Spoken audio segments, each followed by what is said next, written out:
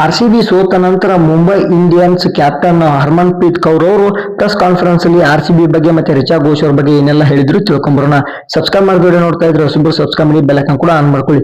Toss ಹೊತ್ತು ನಾವು ಮೊದಲು ಬ್ಯಾಟಿಂಗ್ ಮಾಡಬೇಕಾಯ್ತು, ಬಟ್ ನಮ್ಮ ಮ್ಯಾಥ್ಯೂಸ್ ಅವರು ಚೆನ್ನಾಗಿ ಒಂದು ಸ್ಟಾರ್ಟ್ ಅನ್ನ ನೀಡಿದ್ರು. 56 ರನ್ಗಳನ್ನ ತೆಗೆದುಕೊಂಡ್ರು.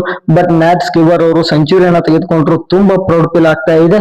ಅವರು ಫಸ್ಟ್ WPL ನಲ್ಲಿ ಸೆಂಚುರಿ ಬಾರಿಸಿದ್ದು, ಅದು ನಮ್ಮ ಮುಂಬೈ ಇಂಡಿಯನ್ಸ್ ತಂಡದ ಆಟಗಾರಕ್ಕೆ ಅಂತ ಹೇಳಕ್ಕೆ ನನಗೆ ಇನ್ನೂ ಕೂಡ ಹೆಮ್ಮೆ ಆಗ್ತಾ ಇದೆ ಅಂತ ಹೇಳ್ತಾರೆ. ಬಟ್ ಆರಂಭದಲ್ಲಿ ಬಾಲ್ ತುಂಬಾನೇ ಸ್ವಿಂಗ್ ಆಗ್ತಾ ಇತ್ತು, ಬಟ್ ಬಿಗ್ ಹಿಟ್ ಹೊಡೆಯಕ್ಕೆ ಟ್ರೈ ಮಾಡ್ಲಿಲ್ಲ.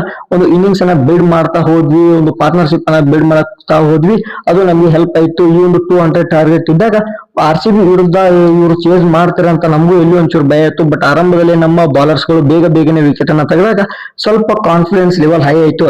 ಬಟ್ ರಿಚಾ ಘೋಷ್ ಅವರು ಒಂದು ಬ್ಯಾಟಿಂಗ್ ಅಪ್ರಿಶಿಯೇಟ್ ಮಾಡ್ತೀನಿ, ತುಂಬಾ ಚೆನ್ನಾಗಿ ಆಡಿದ್ರು. ನನಗೂ ಕೂಡ ಶಾಕ್ ಆಗ್ತಾ ಇತ್ತು, ಏನ್ ಇವರು ಯಾವ ರೀತಿ ಸ್ಪಿನ್ಗೂ ಹೊಡಿತಾ ಇದಾರೆ, ಪೇಸ್ಗೂ ಹೊಡಿತಾ ಇದಾರೆ, ಯಾವ ರೀತಿ ಇವ್ರನ್ನ ಬಾಲಿಂಗ್ ಮಾಡಿಸೋದು, ಯಾವ ಬಾಲರ್ ನ ಇವ್ರಿಗೆ ತರಬೇಕು ಅಂತ ನನಗೂ ಕೂಡ ಕನ್ಫ್ಯೂಸ್ ಆಗ್ತಾ ಇತ್ತು. ಜಸ್ಟ್ ನೆಕ್ಸ್ಟ್ ಲೆವೆಲ್ ಬ್ಯಾಟಿಂಗ್ ಮಾಡಿದರೆ ರಿಚಾ ಘೋಷ್ ಅವರು. ಶ್ರೇಯಾಂಕ ಪಾಟೀಲ್ ಅವರು ಸಾಥ್ ಅನ್ನ ಕೊಡ್ತಾ ಇದ್ರು. ಬಟ್ ಇನ್ ಕೇಸ್ ಅವರು ಒಂದು ಬೇಗನೆ ಅವರು ಒಂದು ಬಿಗ್ ಹಿಟ್ ಹೊಡಿಯಕ್ಕೆ ಟ್ರೈ ಮಾಡಿದ್ರೆ ನಮ್ಗೆ ತುಂಬಾನೇ ಕಷ್ಟ ಆಗ್ತಾ ಇತ್ತು ಈ ಒಂದು ಪಂದ್ಯವನ್ನ ಡಿಪೆಂಡ್ ಮಾಡ್ಕೊಳ್ಳೋದು ಅಂತ ಕೌಲ್ ಅವರು ಹೇಳ್ತಾರೆ.